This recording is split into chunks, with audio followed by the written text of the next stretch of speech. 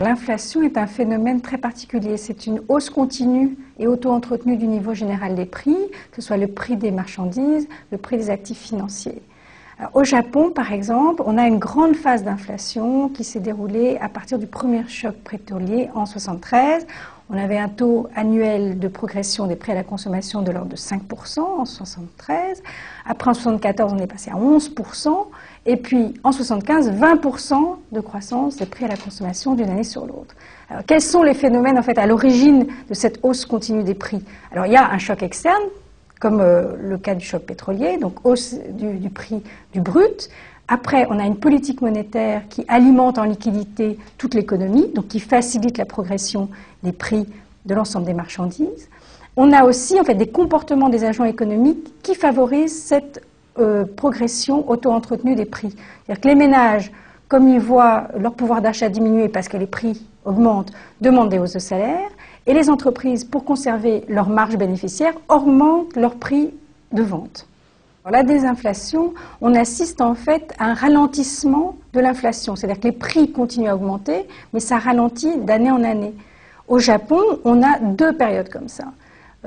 Après le grand choc pétrolier, la hausse des prix à la consommation très rapide. À partir de 80 jusqu'en 86, on voit une baisse en fait des prix à la consommation. C'est-à-dire, en glissement annuel, au début des années 80, on est dans une croissance de l'ordre de 8%. En 86, on arrive à une stabilité des prix. Et puis il y a une autre période et qui va ouvrir après un phénomène dont on parlera tout à l'heure qui est bien plus grave, qui s'appelle la déflation. Cette période, c'est entre 91 et 94, où les prix passent de 4% en glissement annuel à la stabilité des prix. Alors qu'est-ce qui fait que tout à coup, on a un ralentissement important en fait, de la hausse des prix à la consommation? Eh bien, ça vient d'un phénomène tout à fait de politique économique. C'est-à-dire qu'on a un policy mix, c'est-à-dire un mélange de politique budgétaire et de politique monétaire restrictif.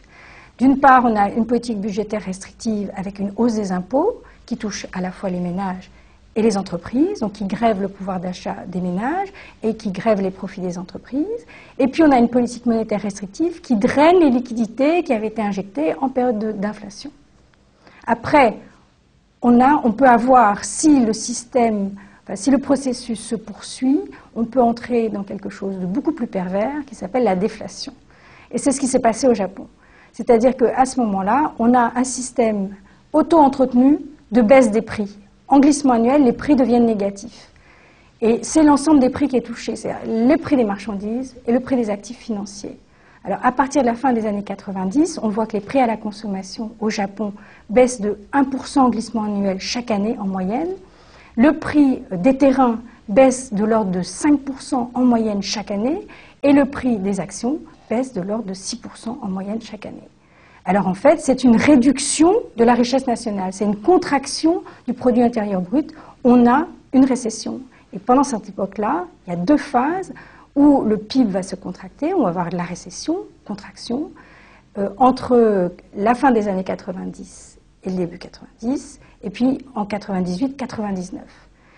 Et qu'est-ce qui est à l'origine en fait de ce processus comme ça de baisse des prix? On a en fait une demande qui devient inférieure à l'offre de produits. On a donc une politique monétaire qui est restrictive et trop longtemps restrictive et qui a modifié en fait les anticipations des agents économiques. C'est-à-dire que les agents économiques maintenant préfèrent reporter leur consommation dans l'avenir. Les entreprises préfèrent reporter leurs décisions d'investissement dans l'avenir. Parce que sur le moment, les prix vont baisser. Il n'est pas souhaitable de consommer maintenant, les produits seront moins chers. Il n'est pas souhaitable d'investir maintenant parce que les rendements ne remontent pas, ne seront pas intéressants.